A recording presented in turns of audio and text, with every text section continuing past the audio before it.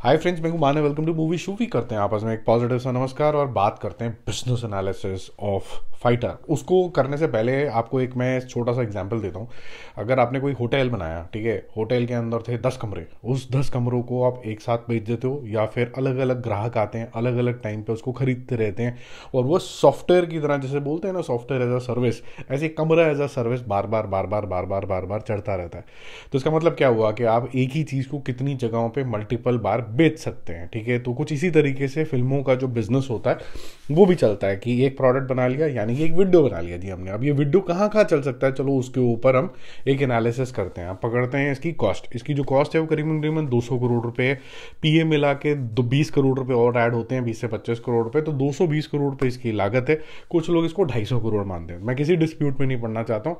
मेरे को लगता है 220 करोड़ है, आपको लगता है 250 है, हम 250 मान लेते हैं अभी फिलहाल के लिए। जो मन करे अभी फिलहाल के लिए वो मान लेते हैं, क्योंकि जो इसके नंबर्स आने वाले हैं वो इससे बहुत ज़्यादा आने वाले, तो 20-25 करोड़ इधर उधर से कोई फर्क पड़ने वाला है नहीं। ठीक है, बट इस बातों पे भी बहुत लोग बहुत लड़ने लग जाते हैं, क्योंकि उनको किसी और एक्टर को सेव करना है, पता नहीं क्यों। जैसे उनका जो एक्टर है उनकी सेविंग के लिए वेट कर रहा था, और अगर वो उसको वेट सेव नहीं करेंगे तो फिर वो बेचारा फ्लॉप हो जाएगा। इतना मजबूर एक्टर है वो, क्योंकि वो सेल्फ मेड तो है नहीं।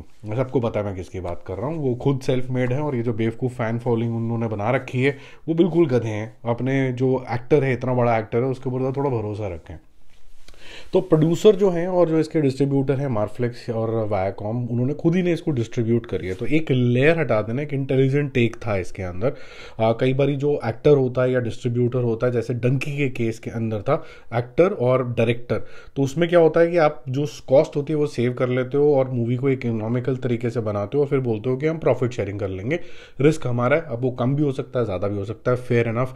और ये बहुत अच्छा तरीका है कॉस्ट को सेव करने का। अनलाइक जैसे प्रभास की सलाह रही थी, जिसके अंदर बहुत बर्डन पड़ गया था, क्योंकि बहुत ज़्यादा पैसे की वो बनी थी। अब यहाँ पर क्या है, क्योंकि आपने डिस्ट्रीब्यूटर निकाल दिया तो आपके ऊपर प्रेशर कम हो गया। ठीक है, तो ये भी one of the ways of saving the cost होता है। आप समझते हैं कि इसका ओटीटी प्राइस क्या है। ओटीटी प्राइस नेटफ्लिक्स ने जो लगाया था वो लगभग 80 करोड़ रुपए में लिया है। म्यूजिक के जो राइट्स हैं वो टी सीरीज के पास है 20 करोड़ रुपए, तो 100 करोड़ रुपए तो ये आ गए।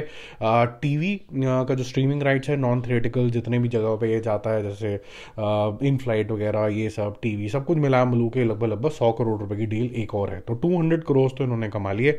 अब 220 मानो इसकी कॉस्ट, या 250 मानो, मैं 250 ही मान लेता हूँ। ठीक है, 250 माइनस 200 करोड़ रुपए जो अर्निंग हो गई, तो रह गए 50 करोड़ रुपए जो उनको थिएटर से रिकवर करने हैं। विच मीन्स 90 करोड़ ऑनवर्ड्स जो कलेक्शन आएगा थिएटर से, ये एक सेफ प्ले में चली जाएगी, ब्रेक इवन करना शुरू कर देगी मेकर्स के लिए।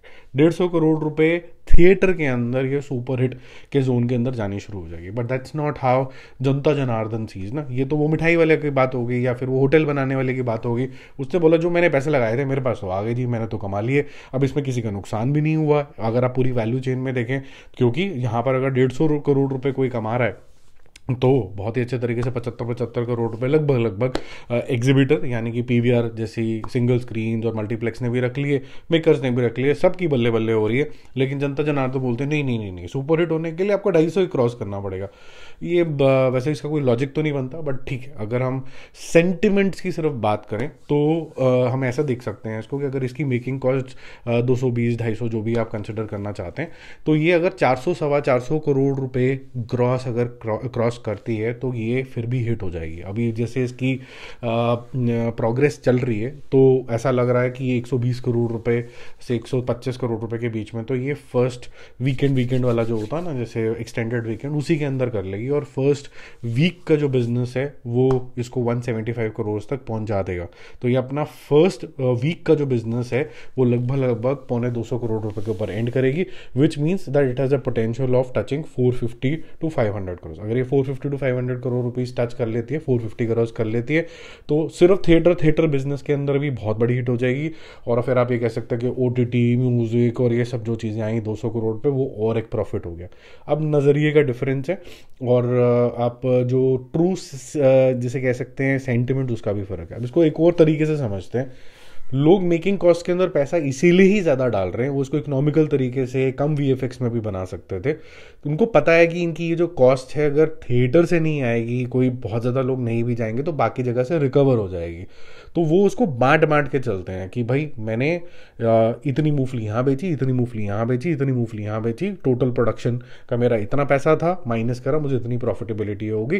तो मूवी को सेंटिमेंट्स के साथ भी समझना चाहिए और मूवी को बिजनेस ऑफ मेकिंग के हिसाब से भी समझना चाहिए। मैंने दोनों एग्जाम्पल में आपको समझा दिया, दोनों एग्जाम्पल के हिसाब से ये हिट होगी ही होगी, बहुत सेफ प्ले पे ये चलेगी, तो कोई टेंशन वाली बात नहीं। जो ऋतिक रोशन के फैंस हैं वो इन्जॉय करें और जो मूवी लवर्स जनरली भी हैं वो भी इन्जॉय करें।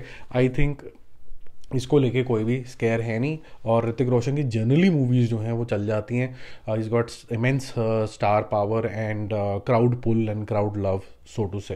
बाकी जल्दी मिलते हैं और रिव्यूज़ और अपडेट के साथ। Stay connected, bye bye.